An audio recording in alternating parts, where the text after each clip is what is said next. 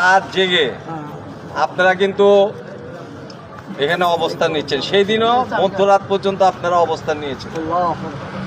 আমরা শুধু এইটুকু বলতে চাই, ইনশাআল্লাহ এই ষড়যন্ত্রকারীরা আগামীকালের মধ্যে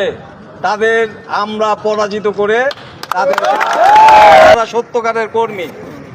আগামীকাল সকাল 8টা থেকে আমরা এখানে অবস্থান নেব এবং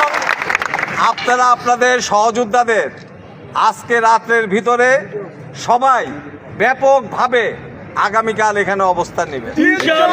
আমাদের সর্বোচ্চ প্রস্তুতি, আমাদের গায়ে যাতে যদি ফুলের টোকা দেওয়ার চেষ্টা করে, যদি তাই বন্ধুরা আগামীকাল সকাল 8টা থেকে সর্বোচ্চ আপনাদেরকে এখানে নিরাপত্তা এবং আমাদের যে মহানগরের নেতৃবৃন্দ আছেন, আমাদের সিনিয়র